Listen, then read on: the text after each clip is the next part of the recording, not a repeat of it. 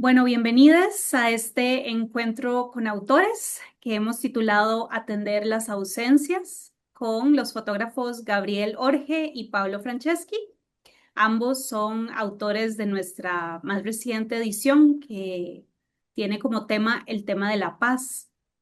Estos encuentros con autores forman parte de nuestros esfuerzos por conectar a las personas que hay detrás de nuestras historias y crear una comunidad de narradores que aborden temas afines a los que trabajamos en Wimblu. Estas conversaciones nos permiten profundizar en los temas que explora cada historia, en los procesos creativos de sus autores y en las visiones de mundo desde las cuales surgen estas historias.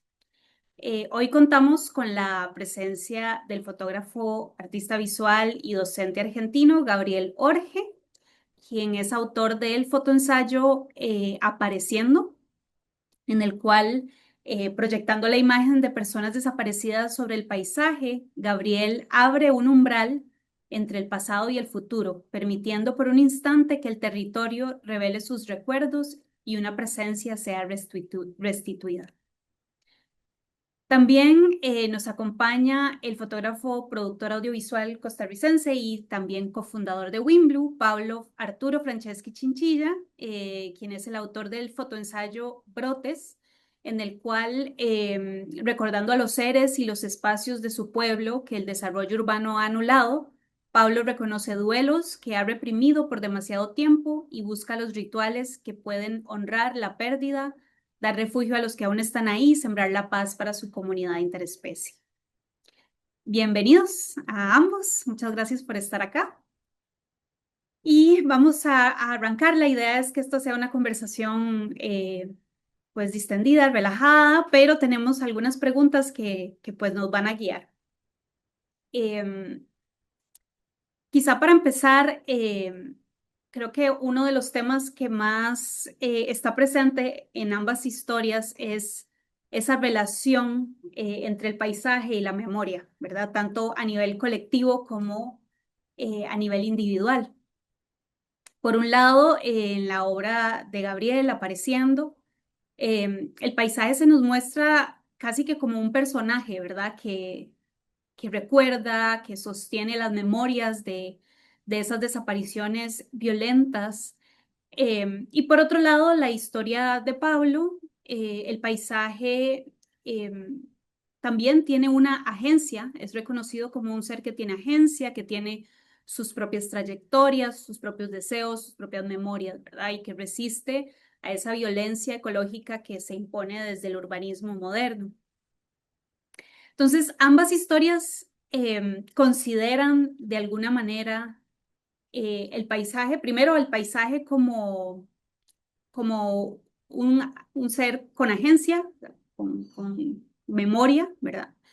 Eh, Quizá nos podrían hablar un poco más sobre este reconocimiento, ¿verdad? Del paisaje como testigo o incluso como víctima de los conflictos, entre comillas, humanos, ¿verdad? Pero que tienen que ver y son atravesados por el paisaje también. Entonces, no sé quién quiere empezar comentándonos un poco al respecto.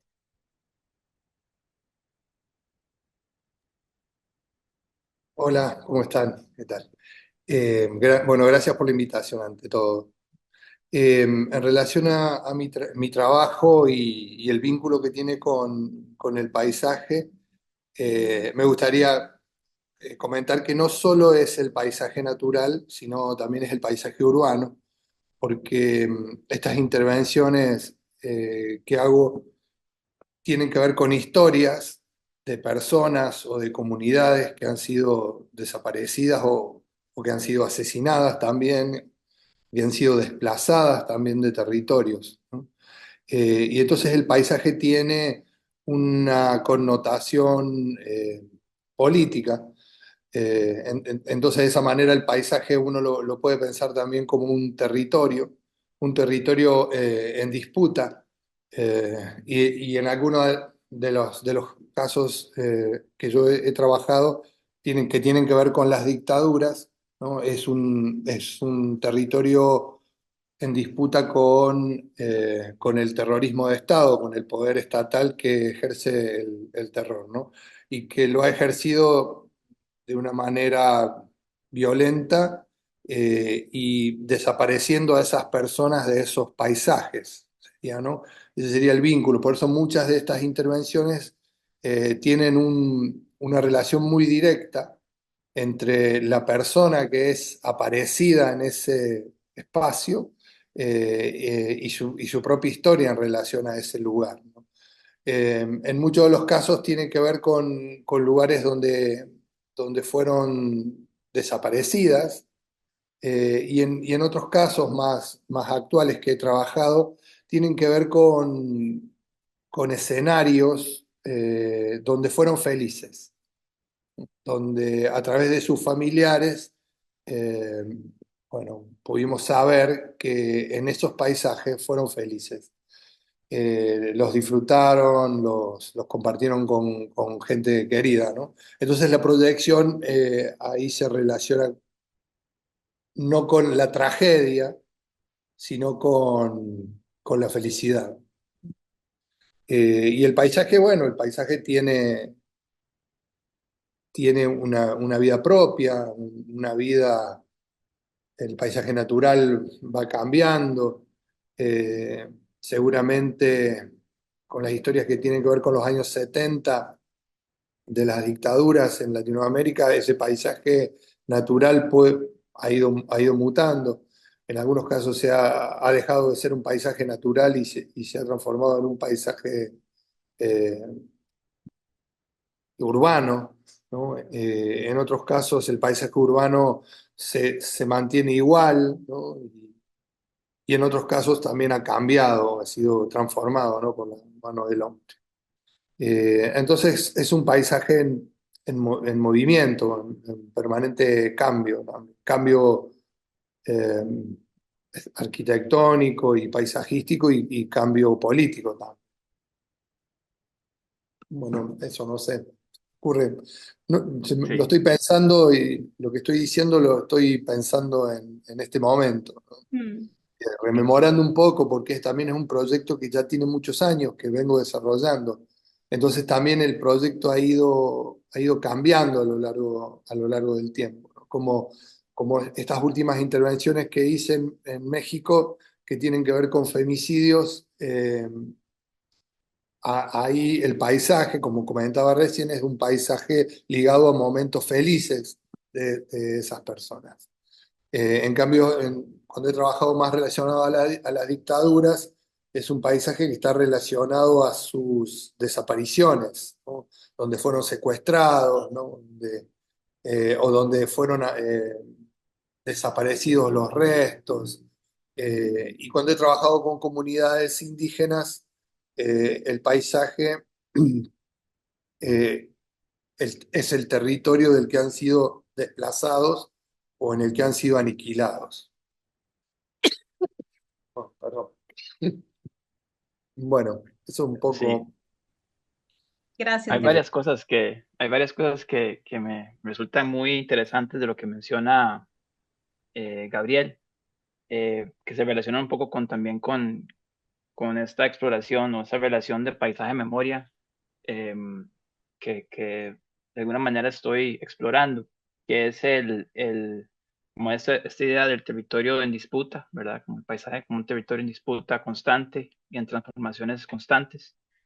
Y, y bueno, una pregunta que tal vez fue como, en mi caso, guía, es como esta idea de que siempre pensamos memoria y paisaje como dos entes tal vez separados, pero hay un entrelazamiento casi intrínseco entre ambas, que me hacía pensar como en esta idea de que no puede haber una memoria sin un paisaje, o un paisaje sin una memoria, ¿verdad? Como que esta idea de que ambas están constantemente constituyéndose, ¿verdad? Y transformándose.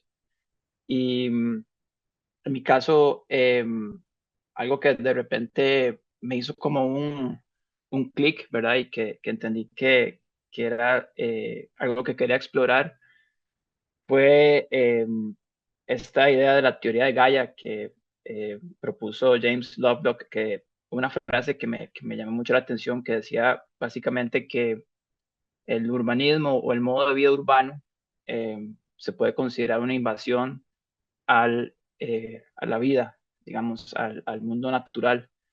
Y esta idea de una invasión, ¿verdad? Humana sobre lo que es el espacio vivo, ¿verdad?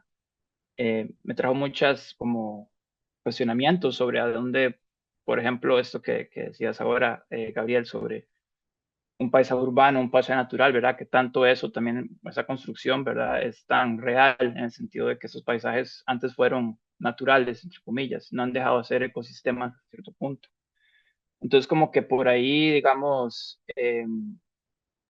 y ahora que también Gabriel mencionaba la parte de la felicidad, ¿verdad? Muchos de mi trabajo fue ir hasta a esos momentos en los cuales fui feliz en el paisaje, que hoy día ya no existe, porque fue anulado o está siendo anulado, como hablamos, por diferentes expresiones de la crisis ecológica, llámese en ríos contaminados, eh, desorganización territorial, desigualdad social, que se traslapa un montón de cosas más que se está manifestando en el urbanismo moderno como un desastre ecológico.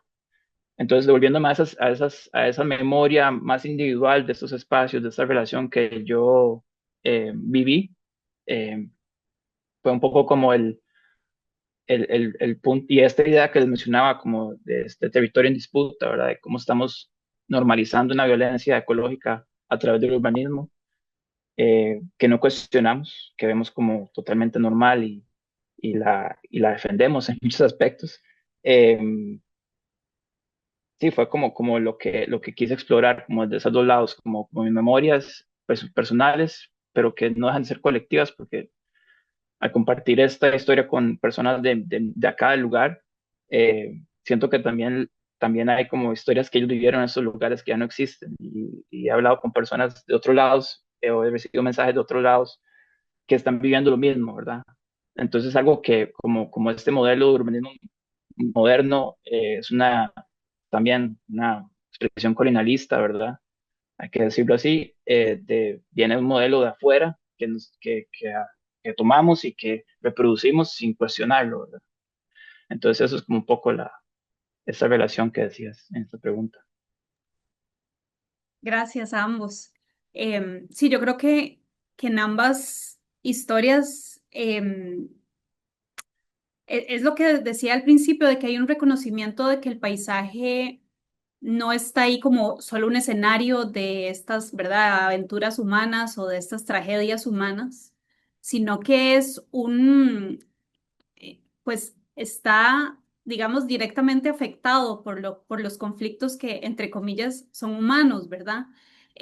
Ya sea que sean em, pues lugares donde ocurrieron tragedias o donde un río está perdiéndose, ¿verdad? O donde un árbol, un bosque fue talado, ¿verdad? Em, Sino también estos espacios que hablaban como de los lugares donde hay memorias de felicidad, ¿verdad? Y esto lo que habla es de que estos paisajes fueron significativos para estas personas de ambas formas. Pero también yo siento que en ambas historias hay como una invitación muy linda a pensar de qué forma el paisaje también recuerda a esas personas, ¿verdad? O a o a esas personas que ya sea estuvieron, disfrutaron de ese lugar, ¿verdad?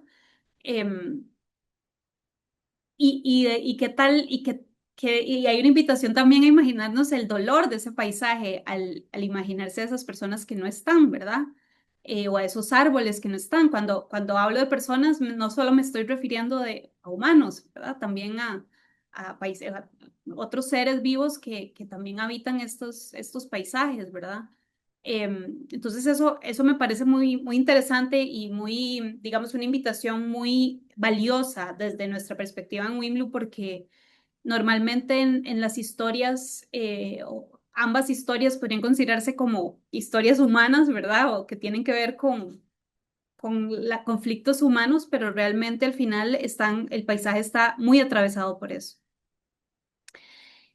Em, y bueno, quizá esto me lleva a la segunda pregunta que quizá tiene que ver un poco más con sus procesos, ¿verdad? En ambos proyectos hay mucho simbolismo, hay una fuerza de lo simbólico muy fuerte, como una forma de resistir, como una forma de sostener, como una forma de transformar el conflicto, ¿verdad? Em, Tanto, digamos, en el resultado final de sus proyectos, como en la forma en que fueron construidos, ¿verdad? Sabiendo un poco por dónde fue, digamos, los procesos de cada uno. Em, y me parece interesante que incluso abren esta conversación digamos, a volver a ver ese carácter ritualístico que tiene la fotografía, el acto fotográfico. Entonces, no sé si desde de sus perspectivas y sus experiencias, si tiene sentido esto que estoy diciendo, si han encontrado en esta forma de ver la fotografía y en general cualquier acto creativo, ¿verdad? La escritura, el video, lo que sea que hagan, ¿de qué forma han integrado esta perspectiva en sus procesos creativos de investigación, ¿verdad? No sé si podrían compartir algunas reflexiones con respecto a esto.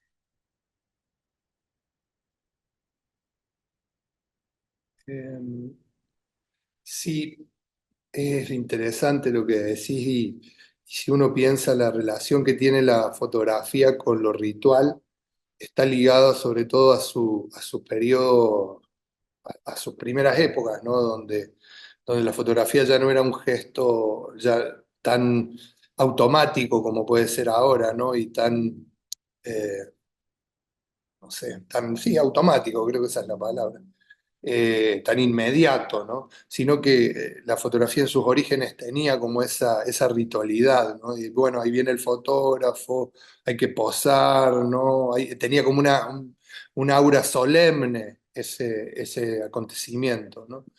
Eh, yo en mi trabajo, digo, en la obra apareciendo, porque bueno, no es lo único que hice o que hago, pero sí quizás lo que más se conoce de mi trabajo. Si pienso en la obra apareciendo, eh, hay una ritualidad performática que por ahí no fue algo muy pensado, sino que nació del hacer mismo, eh, y se transformó, o yo no sé si transformó, observé que en muchas ocasiones se transforma como una especie de liturgia, una ritualidad, porque las personas que están en el lugar donde sucede esta proyección, esta intervención, eh, se detienen, ¿no? Si se encuentran, si sucede en la ciudad, las personas se encuentran con esto, es una sorpresa, es algo que irrumpe en el transcurrir cotidiano, ¿no? Y se detienen y observan. Y muchas veces eh, he notado que esa observación, esa contemplación, sucede como en silencio. Eh, y bueno, y ahí es cuando me hace pensar en esta idea que vos planteás de lo ritual y hasta de lo litúrgico también, que bueno, está ligado a la ritualidad, ¿no? La idea de la liturgia, del encuentro, de un encuentro silencioso ante una imagen que tiene una escala que impacta, ¿no? Y que es una imagen que se funde con la textura de la vegetación cuando es en la vegetación, o se funde con la textura del hormigón si es en un edificio, ¿no? Es en un lugar urbano. Pero sí, me parece, no fue algo que pensé, sino que es algo que sucede, ¿no? No sé si siempre sucede, pero en general sucede. Y en la última experiencia que tuve, que como que repito que es estas intervenciones que hice en México, ligadas a femicidios, ahí se transformó un poco y trabajé con lugares donde fueron felices, lo que hablaba antes, ¿no? Y ahí esa ritualidad se transformó como en una especie de despedida. al menos así los familiares lo expresaron. Fue una idea que surgió de los familiares que se encontraban o que compartían ese momento de la proyección, y lo vivieron como una despedida, eh, según sus palabras. Qué hermoso, Wow. gracias, Gabriel. Sí, qué poderoso está eso.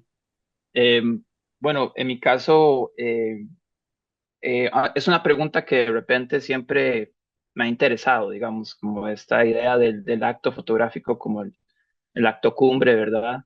Eh, de, de, de fotografiar o de capturar una imagen.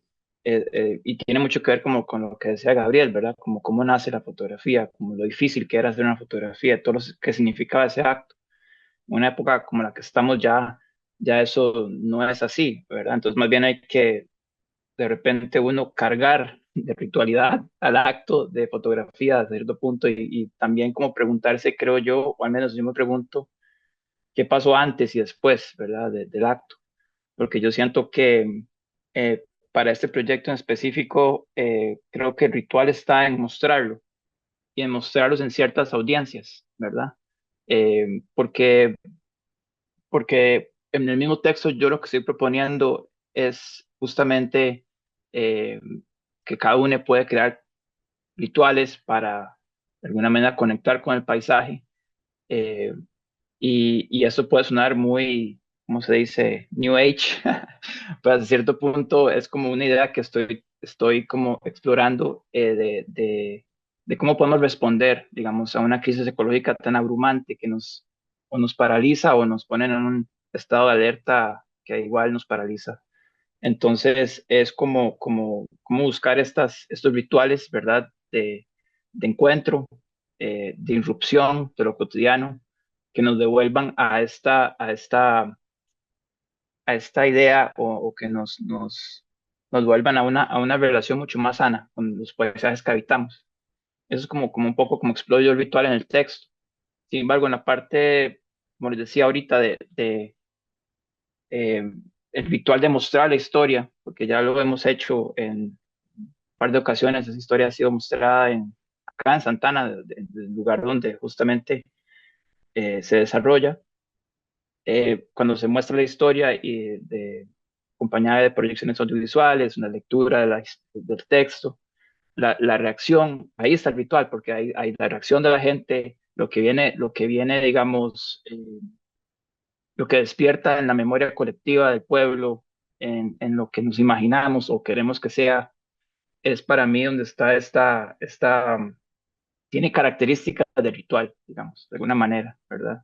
Allí se dan muchas cosas interesantes, eh, desde gente que está muy afectada emocionalmente, llorando, hasta gente que cambia, al día siguiente va y me dice, voy a ir a caminar, que me inspiró, pero indiferentemente de lo que hagan, eso es para mí donde puede estar como el ritual y lo que me gusta ahora como fotógrafo no es tanto como, eh, bueno, en esta obra en específico, en este proyecto, no era tanto como salir y visualizar el acto fotográfico, sino era más bien como a la hora de mostrarlo de una manera que se generara ese espacio, ¿verdad? Más colectivo, de encuentro, de reflexión, a partir de la historia. La historia se convierte como en un vehículo que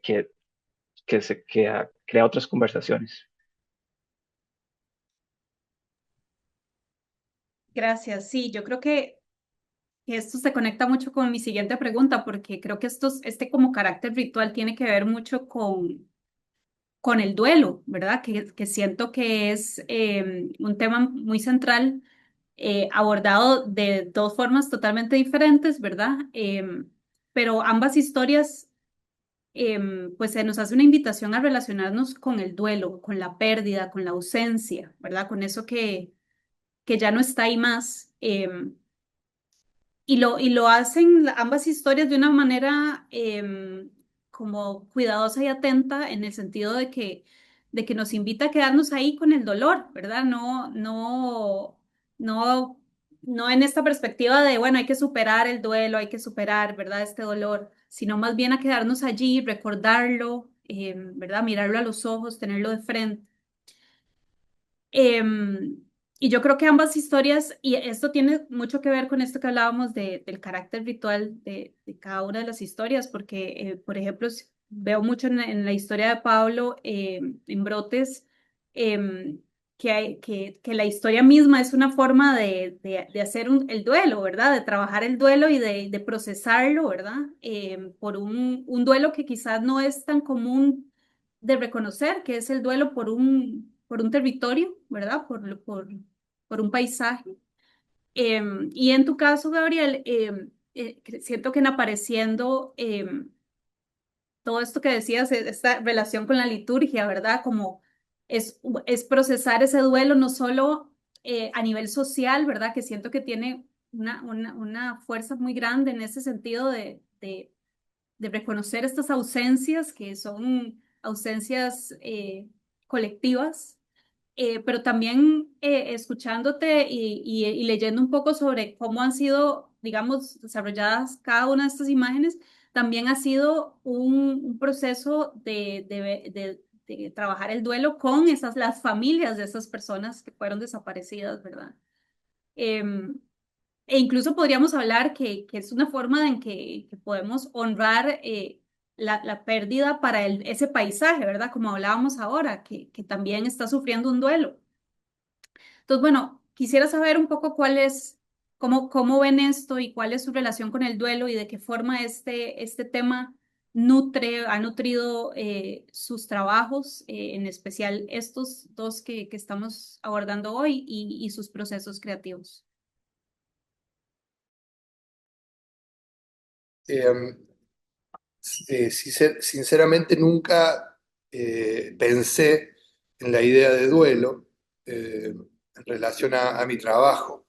Y es interesante lo que preguntás y me hace pensar en eso y pensar en las experiencias a lo largo de estos años y de cómo esa manifestación del duelo cobra distintas formas, distintas expresiones. Porque es muy distinto haber trabajado o trabajar con personas que han sido asesinadas, desaparecidas durante las dictaduras, con la relación que tienen sus familiares con esa idea de la desaparición, ¿no? Donde no hay cuerpo. Eh, entonces, el duelo no se resuelve en esos casos, ¿no? Y ahí, bueno, creo que sucede algo bien complejo, ¿no? De estar en una permanente necesidad de encontrar los restos de esos cuerpos eh, para poder hacer el duelo, ¿no? Entonces, y eso también está sucediendo en algunos casos acá en Argentina, porque sobre todo este año, que ha sido muy importante en el mes de marzo y en el mes de mayo, donde se han identificado muchos restos, han aparecido muchos restos de personas desaparecidas durante la dictadura y que han sido identificadas por el equipo argentino de antropología forense.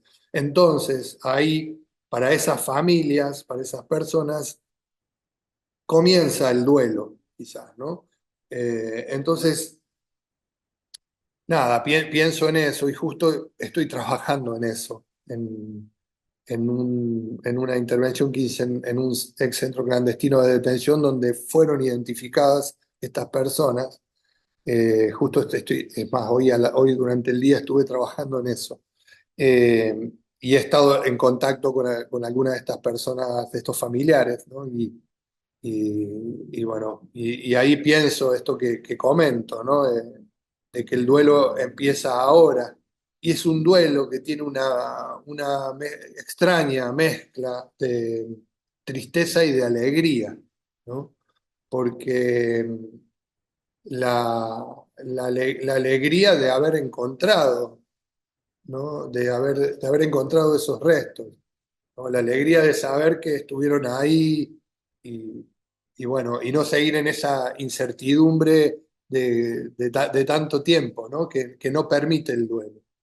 Y por otro lado, las experiencias que tuve en México eh, con personas que han sido mujeres, que han sido asesinadas, eh, y el contacto con los familiares, ¿no? Que son muertes recientes, no son muertes o desapariciones en los años 70, ¿no? Sino que son muertes que tienen un año y medio, 2 años, ¿no? Eh, y donde ahí sí hubo cuerpo, ¿no? Donde ahí sí hubo cuerpo, hay un duelo, son familias que están en ese proceso de duelo, y hay una búsqueda de justicia, ¿no? La necesidad de que haya justicia en ese mismo proceso de duelo. Eh, bueno, eso, ¿no? Como esas dos temporalidades tan distintas. Eh, bueno, se me ocurre eso, ¿no? No lo tengo muy pensado. Pero gracias, Gabriel. Es muy interesante eso que mencionas porque la necesidad de un cuerpo, ¿verdad? Lo importante me hizo pensar también en lo que, digamos, acá los indígenas bribris, lo importante que es tener los huesos de las personas cuando mueren, ¿verdad? Que tienen toda una carga que tal vez en nuestras sociedades más modernas no le damos la importancia, pero cuando hay una persona que ha sufrido de una desaparición de alguna familia, no se da cuenta de lo importante que son los cuerpos, ¿verdad? O sea, lo que significa para el duelo. Eh, en mi caso, digamos, tal vez el duelo lo veo como un terreno fértil, del cual surgen como la historia, la misma historia, como decía Caro, de repente también es un poco de catarsis, ¿verdad? Personal, eh, que obviamente está ligada por un amor al territorio, eh, por una relación que he tenido con él desde mucho tiempo. Eh, entonces, quizás eso, yo siento que el duelo, en mi caso, no es una cualidad negativa. Digamos que, por ejemplo, mucho de lo de comentarios que he percibido, que he recibido por esa historia es como, pero no hay que ser tan negativo, pero hay muchas cosas buenas pasando en Santana.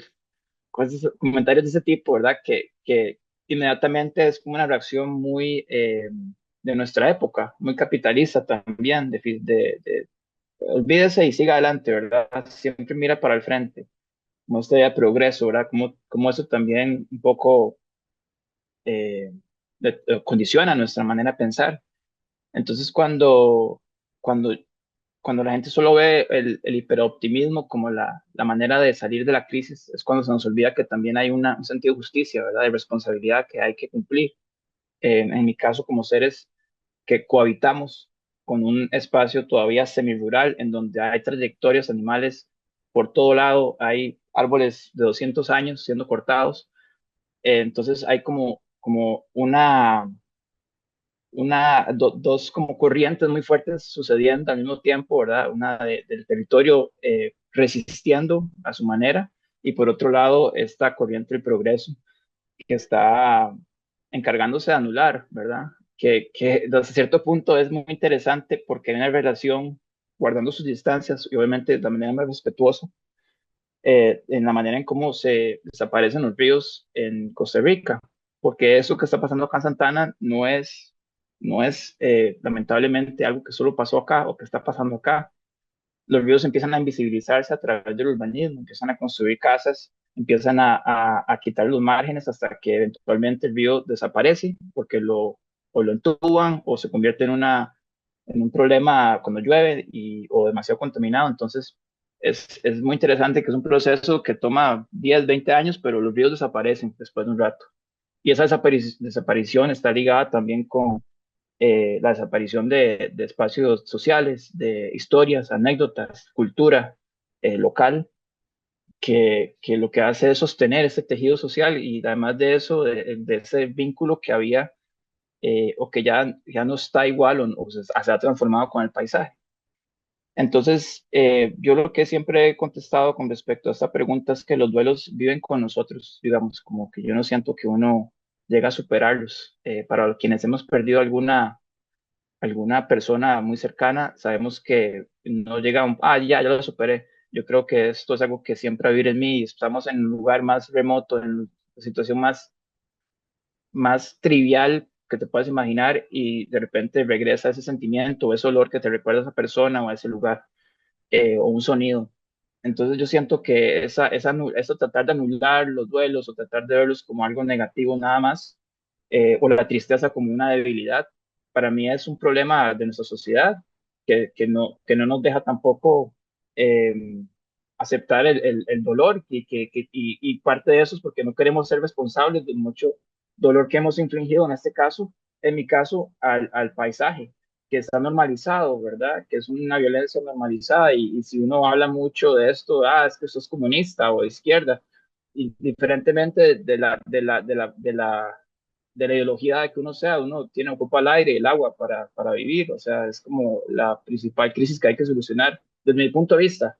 Ahora, siento que eso es muy diferente, ¿verdad? A cuando y lo quiero decir así, claro, es muy diferente a lo que explora Gabriel en el sentido de las apariciones, que tiene para mí otra, que yo no sé, yo no sabría hablar de cómo es el duelo para una persona que ha perdido a alguien, ¿verdad? De esa manera, que lo han desaparecido. Gracias a ambos. Sí, yo pienso que, a ver, y esto tal vez lo voy a conectar con mi última pregunta que tiene que ver con los temas que están trabajando de alguna forma involucran dolor, involucran violencia, ¿verdad? Involucran dinámicas de poder que muchas veces nos hacen sentirnos frustradas, incapaces de responder, ¿verdad? Pero sin embargo siento que ambas historias responden a esas dinámicas y a esa violencia y a esas injusticias, pero lo hacen desde el cuidado, ¿verdad? Y esto es algo que hemos venido explorando mucho en este volumen de paz desde Wimbledon porque pues varias de las conclusiones a las que hemos llegado es que la paz no es un lugar al que uno llega y no es un sustantivo, ¿verdad? La paz es más un verbo, es una práctica, es una acción que implica, eh, pues que implica una práctica y una ir y venir, ¿verdad? Una negociación constante de todos los días, ¿verdad? Y ahí yo siento que el cuidado es fundamental, ¿verdad? Porque mucho de lo que hemos estado investigando es que realmente la paz no es la ausencia de conflicto, ¿verdad? Es más bien de qué forma gestionamos ese conflicto, porque el conflicto más bien nos ha permitido muchas cosas, genera pluralidad, genera diversidad, genera pues la misma evolución de la vida ha dependido del conflicto, ¿verdad? De dos cosas que son diferentes que se encuentran, ¿verdad? Eh, y yo creo que ahí el cuidado es como un punto clave en esa gestión del conflicto y en ese practicar la paz, ¿verdad? Y lo veo muchos en sus historias, en la forma en la que nos ofrecen esos temas, ¿verdad? Por un lado, ¿verdad? Las fotografías de Gabriel en apareciendo son muy hermosas, ¿verdad? Nos presentas estos paisajes y estas están estéticamente son muy hermosas, me hacen, a pesar de que el trasfondo de las imágenes es muy fuerte, súper fuerte, pues hay un cuidado en mostrar eso, ¿verdad? Y que se siente. Em, Igual en el texto de Pablo, por ejemplo, que es un texto muy crítico, de igual forma se siente, hay una sensibilidad, hay un cuidado, ahí está gestado, digamos, desde este amor por el territorio. Em, y bueno, y quizá aquí mi última pregunta es un poco más personal y yo creo que esta es una pregunta que no muchas veces se le hace a los documentalistas, pero es como, ¿cuál es su relación con el cuidado? Pero ¿cómo se cuidan ustedes a sí mismos trabajando estos temas? Y lo pienso mucho, por ejemplo, en tu caso, Gabriel, que son muchos años, ¿verdad? Trabajando esto y que se puede volver muy pesado, ¿verdad? Entonces, no sé, quisiera como tal vez cerrar esta conversación hablando un poco de eso, porque siento que esto es importante, no solo porque ustedes están cuidando de las audiencias también en la forma en la que están haciendo sus proyectos, ¿verdad? Pero también me interesa mucho saber de qué forma ustedes también se cuidan o practican ese cuidado. Em, Todas las preguntas son nuevas para mí. Están muy buenas. Eh, Mira, no sé cómo me cuido. Eh, sí sé que a través del arte podemos transformar esas historias tan trágicas y representarlas, ¿no? De manera poética o metafórica para que puedan llegar más allá. Eh, Al menos eso es lo que busco todos los días. Eh, es tratar de encontrar esa manera de llegar y sobre todo de llegar a quienes son ajenos a esas historias y sobre todo también de llegar a las personas que piensan distinto, ¿no? Acá en Argentina y creo que en muchos países latinoamericanos se está viviendo lo que se nombra como negacionismo, ¿no? Donde se niegan estos procesos históricos trágicos, ¿no? Entonces, es un momento importante para poder seguir trabajando en estos temas, seguir reflexionando y representándolos de la manera más, no sé cómo decirlo, sensible, poética posible para que logre conmover a otras personas, ¿no? Y que esas personas tomen una posición distinta en relación al tema, ¿no? Personalmente a mí me emociona hacerlo y por eso lo hago, porque me produce emoción. Eh, y también no sé cómo me cuido ni cómo me protejo, no lo sé, quizás lo hago de alguna manera intuitiva. Yo siempre he estado cerca de estos temas, entonces este proyecto tiene 12 años que lo vengo desarrollando, pero toda mi vida, porque yo viví de niño y preadolescente, viví ese proceso histórico relacionado al terrorismo de Estado y a la dictadura en Argentina. Entonces, es algo que ha estado presente siempre.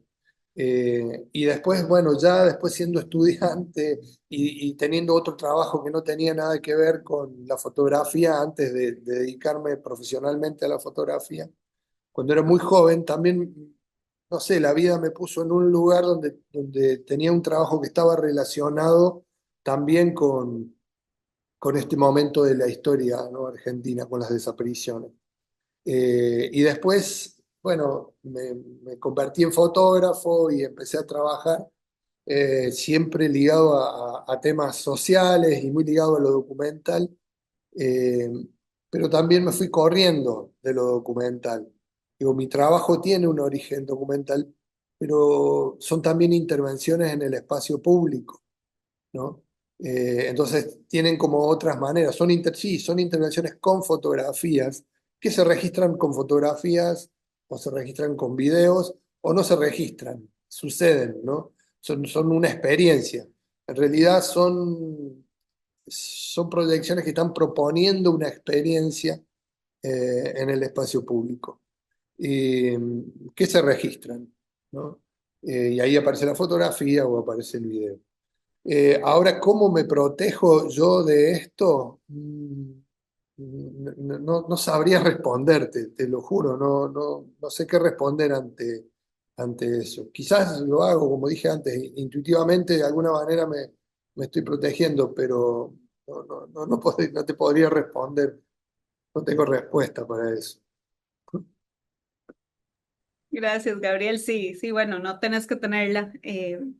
A veces ese acto de cuidarse es como muy inconsciente, o sea, sucede mucho en el inconsciente, ¿verdad? Pero esto que decís de la sensibilidad, o sea, esa sensibilidad con la que trabajas estas experiencias, como decís, que yo siento que es una manera de entender el documental mucho más amplia, ¿verdad? Porque desde mi entendimiento es documental, porque pero no el documental el que estamos pensando, ¿verdad? Pero sí esta experiencia que estás ofreciendo tanto a las personas que están ahí como a personas ajenas al tema como yo, ¿verdad? Que no, desde mi contexto no he tenido, digamos, una relación con el tema, pues del todo, ¿no? Ninguna. Hay un cuidado y es muy claro como esto que decís de la emotividad, de lo que querés generar, es ese mover las emociones, ¿verdad? Y eso está muy, muy presente. Y eso se agradece porque es un tema que tal vez se ha mostrado de otras formas más directas y que no significa que estén mal, pero que de alguna forma lo que buscan es generar otro tipo de emotividad, otro tipo de sensaciones, ¿verdad? Que, que no es lo que me pasa con tu proyecto, donde siento que hay un inconsciente o no, hay un cuidado de parte de la persona que está generando estas imágenes en que ese otro cuerpo que las recibe, pues se profundice más, siento yo, en el tema. Entonces, gracias. Pablo, te escuchamos. Sí, gracias. Y no, y qué lindo eso que mencionaba Gabriel, porque también siento que esa emotividad que le genera es como es parte de ese cuidado tal vez que como intuitivo que está generándole esa pasión por seguir haciendo esto. No sé, es como algo que se me ocurrió cuando lo dijo, ¿verdad? Creo que un poco contestó. Em, igual me encantó la parte que dijo que lo ve como una experiencia, porque mucho de lo que hablamos en Wimby justamente las historias como experiencias, experiencias que nos permiten entrar a quienes no conocemos esa realidad y salir de una manera distinta, ¿verdad? Entonces, yo creo que esta obra apareciendo permite eso, permite que uno entre y vuelva a regresar a la historia y lo experimente como una experiencia, valga la redundancia. Y, y en mi caso, el cuidado bueno, no sé, en realidad también es como algo que de repente no solo he explorado a través de esta historia, digamos, porque parte de las conclusiones a las que llego es que cuidar es una manera también de sembrar la paz, ¿verdad? Esto que decías vos de responder ante la violencia, ¿verdad? Eh, y no sé por qué lo estoy asociando ahora también con lo del ritual, porque ahora que yo estaba hablando sobre el ritual, les dije que tal vez yo en el acto fotográfico nunca lo pienso como un ritual, pero al mismo tiempo, cuando salgo a fotografiar, o cuando salí a fotografiar para esa historia en particular, eh, que algunas historias, algunas fotos son muy viejas, que también fue una búsqueda de archivo, pero también fue recorrer el territorio. Allí, cuando estoy recorriendo el territorio, cuando estoy asombrándome otra vez de estos paisajes, aunque estén en deterioro, ¿verdad? Ecológico, eh, ahí encuentro bastante como eso, como que el territorio me está cuidando de alguna manera. Eh, entonces siento que estar presente de alguna manera, poner atención, eh, eso me da como una satisfacción que se convierte o se puede interpretar como cuidado de repente, ¿verdad? Como que algo que hago cuando estoy muy abrumado también, ¿verdad? Un día de estos estamos justamente también también de lo que yo hago es participar en grupos acá de locales que también estamos como preocupados por el ambiente, para organizarnos, para justamente protegerlo. Y como que en la reunión es muy diversa y plural, y hay una persona que decía, "Ah, pero ¿para qué limpiar un río si el día siguiente va a estar igual de sucio? Aquí lo que hay que hacer es ir a la municipalidad y cambiar las cosas con las leyes, ¿verdad?" Y yo decía como, es que en el acto de limpiar desinteresadamente, aunque uno sepa que al día siguiente va a estar súper sucio, eso no hay paz que se genere más que, o sea, ese acto es como tan importante, aunque se convierta al día siguiente en lo más absurdo, pero una mirada muy cínica. Para mí eso genera en mi cuerpo cosas, en realidad es muy difícil como ponerlas en palabras, y yo creo que eso tiene que ver con el cuidado, ¿verdad? Cuando uno está cuidando algo que desinteresadamente, otra vez, simplemente por el hecho de cuidar, creo que allí ya hay algo que pasa que se convierte en algo muy poderoso. Y se convierte en algo recíproco también, ¿verdad? Y cuando uno cuida algo, eso es muy hermoso imaginarse cómo eso otro está cuidando también de uno, y eso es como una forma de entablar una relación, ¿verdad? Con un paisaje, con un tema, incluso. Em, bueno, yo quiero abrir aquí, estas eran las preguntas que traía para esta conversación como guía, pero quisiera abrir el espacio tanto para Pablo y Gabriel, por si quieren, digamos, traer alguna otra pregunta, o también tenemos a Diana García que nos acompaña hoy. Este es el momento, si quisieran como abordar algún otro tema antes de cerrar. Me quedo pensando en esto que dijiste en relación a lo documental. Ujú. eh, si pienso en relación a mi trabajo, tiene, como decía, tiene un origen documental, pero porque sigo trabajando con la misma historia, con la historia, con documentos, con archivos, ¿no? Que son resignificados y son traídos desde un pasado hacia un presente donde sucede esa intervención, donde hay un registro para un futuro, ¿no? Eh, sigue siendo documental, porque además es una reflexión poética, podemos decir, sobre la historia. Eh, bueno, nada, eso, me quedé un poco con eso.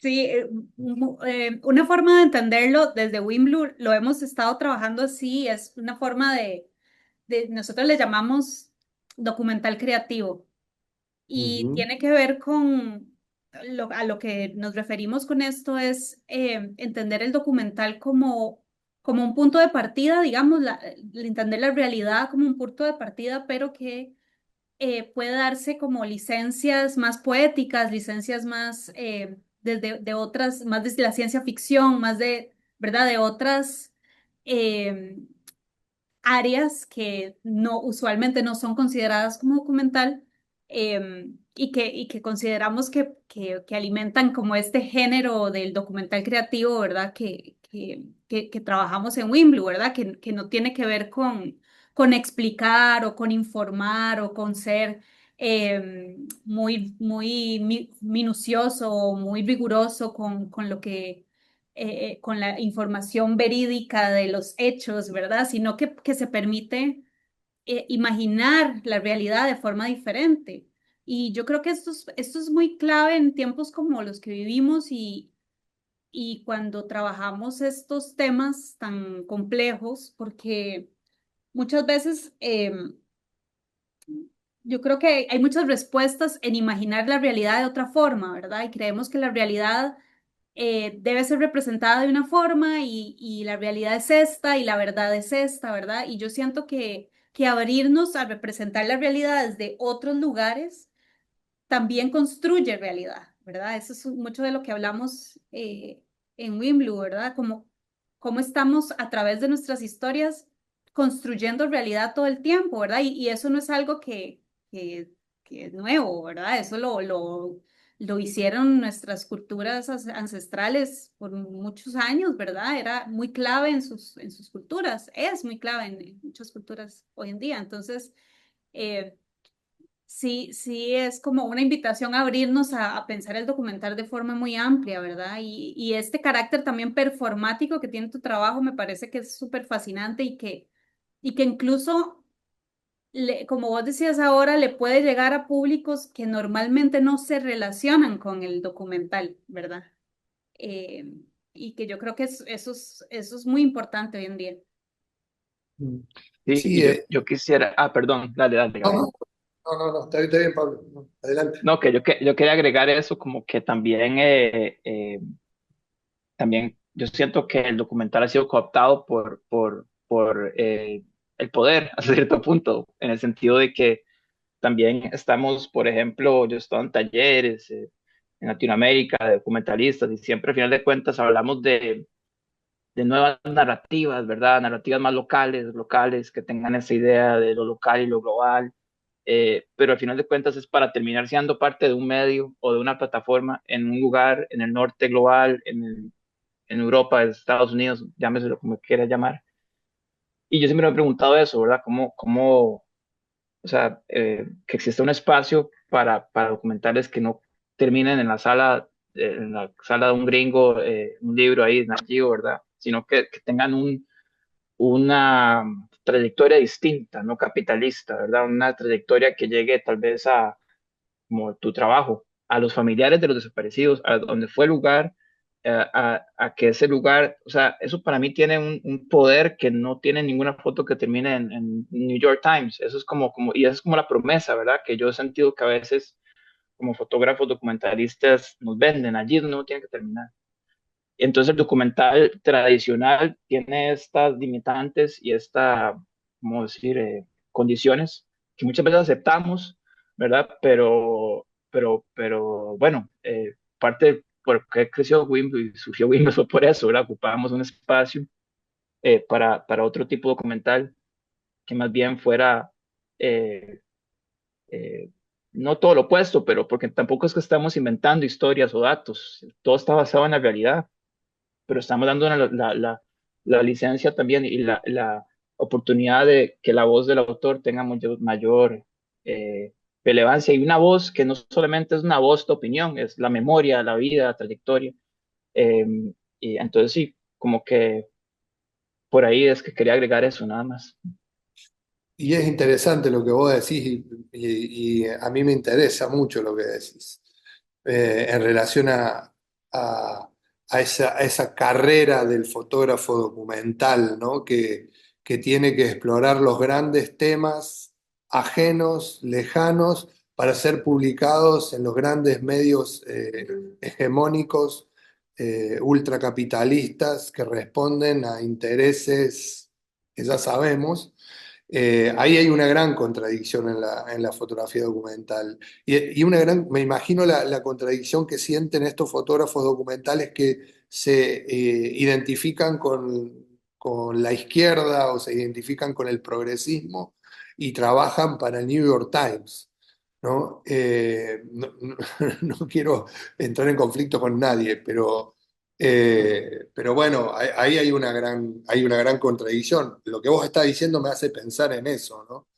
Eh, y lo que vos decís es decir, bueno, y el documentalista no puede trabajar para su propia comunidad, digo, no puede generar un espejo que refleje, que reflexione sobre su propio contexto, ¿no? A mí eso me interesa, personalmente me interesa mucho.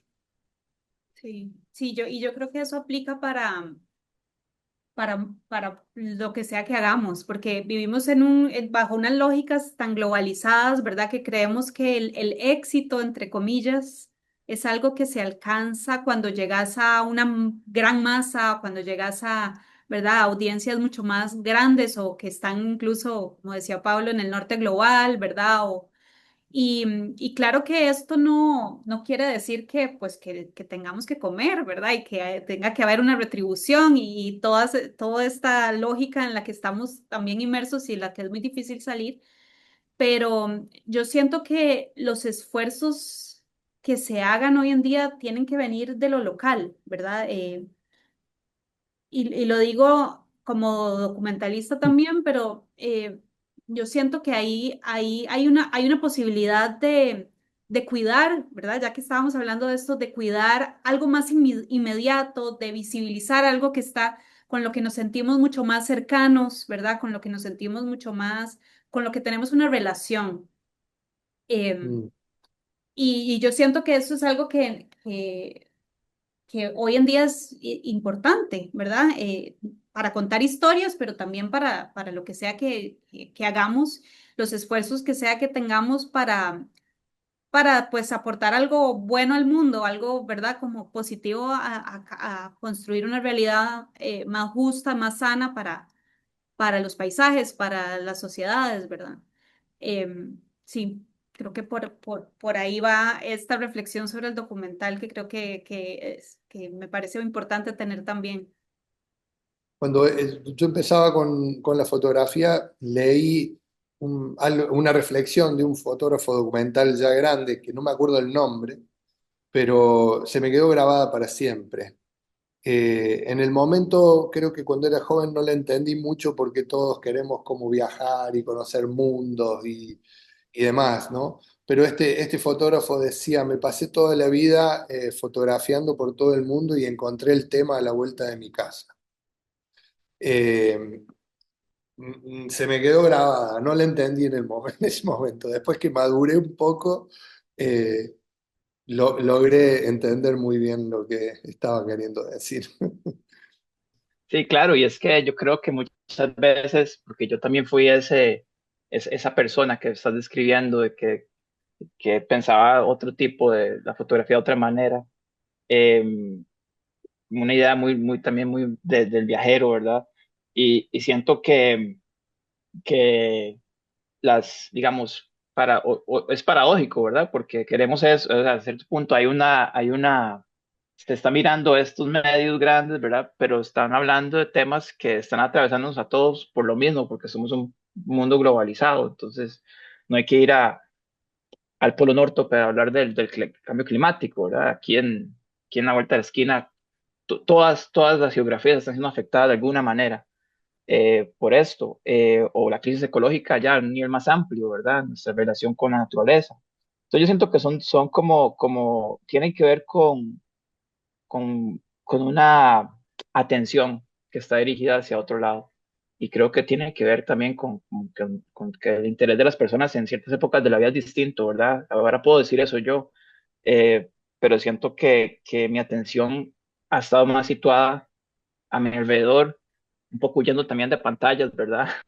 Y eso me ha generado un sentido de pertenencia en el lugar donde vivo, donde siempre he vivido, y además de eso, un sentido de responsabilidad de que aquí hay historias que son igual de importantes.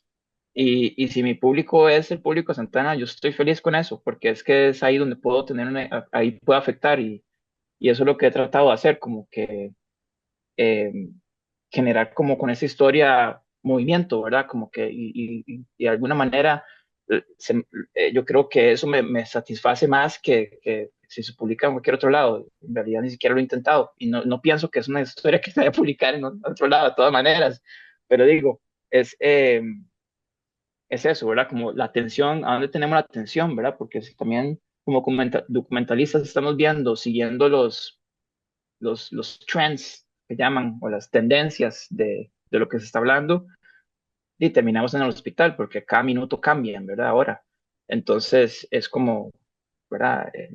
Hay que poner atención. La atención yo me refiero no como una atención racional, sino como todo el cuerpo, ¿verdad? Como una atención general, como darle atención a eso que creemos que es cotidiano, trivial, y eso para mí ha sido como clave, como documentalista, digamos.